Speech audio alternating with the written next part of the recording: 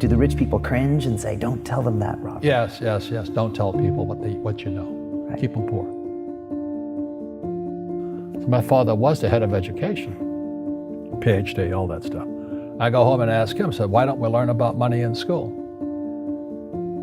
And he looked at me and says, because the government doesn't let us teach that subject. The government tells us what we can teach and what we can't teach. And I thought that was strange. And I said, but aren't we going to school to learn about money? He says, no, your job is to get a job. I said, but you get a job to earn money. He goes, no, you're supposed to just get a job. And I went, no. Isn't the purpose of a job to earn money? He goes, you're correct. I said, so why don't I just learn about money? I can skip the job part, you know? And he got flustered and he said, if you want to learn about money, why don't you ask your best friend's father about money? And I said, why? That's Mike. So why ask him? He says, because Mike's father is an entrepreneur. And I said, what are you? He says, I'm an employee. I'm a government employee. I went, oh, what's the difference? He says, the difference is an entrepreneur must know about money, or they're no longer entrepreneurs. And he says an employee doesn't have to know anything about money, because the government will take care of them, the company will take care of them. So I'm all confused. But I took my dad's advice and I trundled over to Mike's father's office and knocked on his door and I said, hey, I'm here, 9 years old. Teach me about money. He says, beat it, kid, you know. But that's where the story of Rich Dad, Poor Dad started.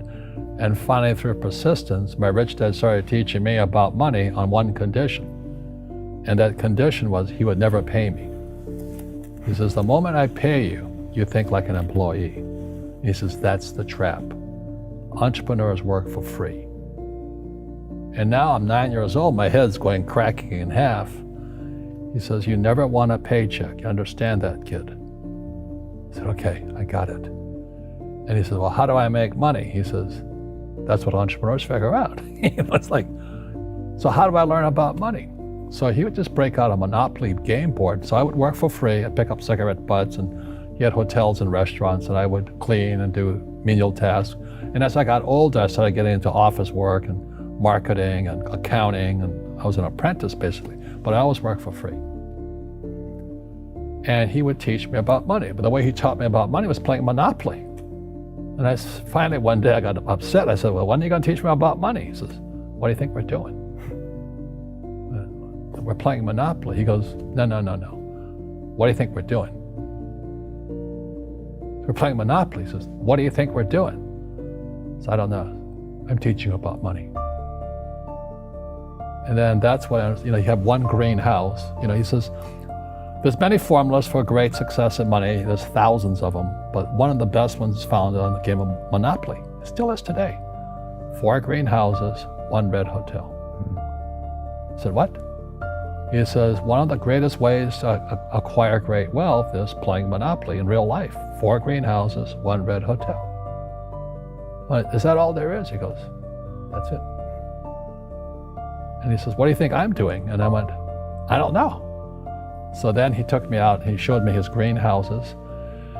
And 10 years later, when I was 19, I was now in school in New York, and I come back to Hawaii, and Rich Dad had bought the biggest piece of land smack dab in the middle of Waikiki Beach. And when you go to Waikiki Beach today, you'll see the Hyatt Regency Hotel. That was his hotel. Just like the game of Monopoly. Just like the game of Monopoly. Acquired assets and they became bigger assets. He just kept what's called an assemblage, because that property wasn't that big at the time. So he had to buy out all the small guys. Because Waikiki was a little dirt water little town. So he'd buy out this shop owner and buy that shop owner.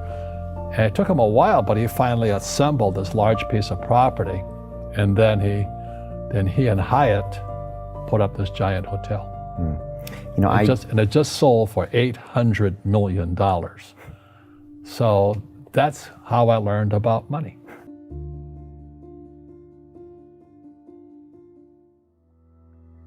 I've had financial crashes. I've had people stab me in the back, but they're all good because I grow from it. That's spirituality. Right. People who are afraid of making mistakes, like they teach in school, they don't ever grow.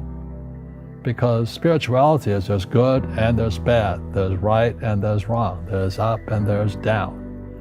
Most people only want to be right. They only want to be positive. Well, you can't have that. That's not reality. Well, I wasn't poor by most people's standards, but I came from a family with a poor attitude, if you know what I mean. Because rich, poor, middle class, poverty starts with a fundamental attitude. Poverty is passed on. It's taught in your families. And middle class is taught in families. And so the people right now who are sitting at home, who are struggling financially or worried about money or unhappy, they may be making a lot of money, but unhappy with what they're doing, it was probably taught to you. Your superego was taught, get a job, work hard, or you'll never be rich, or the rich are evil, or whatever. The school system will never teach you about money. The school system was designed to teach you to be an employee, which is important, or a doctor or a lawyer, a specialist, but never about money. And what most people lack is real business knowledge, like accounting, like debt, like taxes. You got to know that stuff, but they don't teach it in school to anybody. So, and then when people ask me, how did your rich dad learn this when your poor dad, a PhD, didn't? And the answer is very simply, my rich dad, who's my best friend's father, his father died when he was 13. So his rich dad had this family business at 13 to run. So he had to drop out of school, which was his blessing.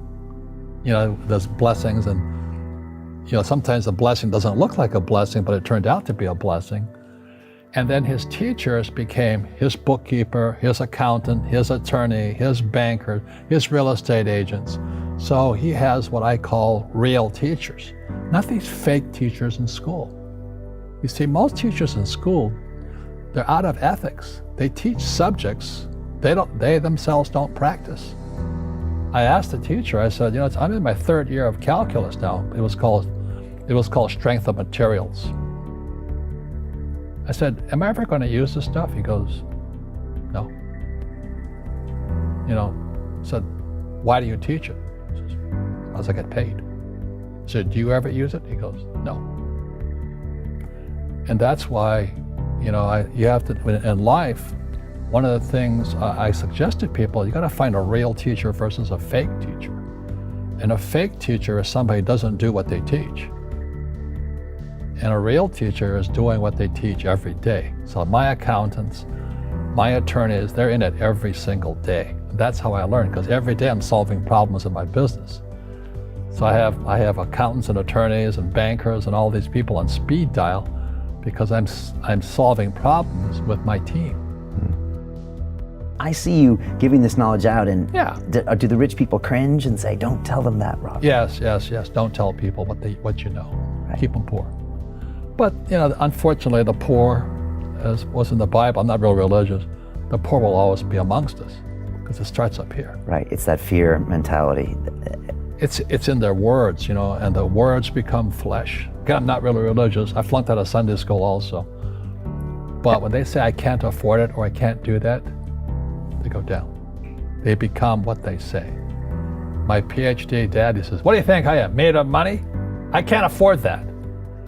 And my rich dad would say, that's why he's poor. Poor people say, I can't afford it, I can't do that, I don't have time. Because this is an escape. It's an escape, you know what I mean? It's easy to say, I can't afford it. And your rich dad used to say what instead of, I can't afford it? How can I afford it? How can I do that? What would it take, or why should I do that? He says that a question opens the mind, a statement closes the mind. See, when you say, I can't afford it, your mind shuts down, and you become what you say. Rugby is a team sport, but so is soccer. The rules are different. And other people are golfers. They play by themselves. And so everybody's different. So my game financially is business, number one. Second is real estate. So what I say to young people is, you find your game.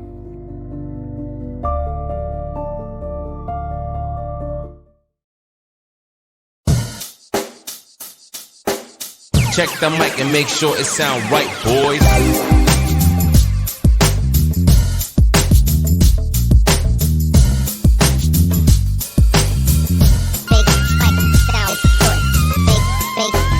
It sound right, boy.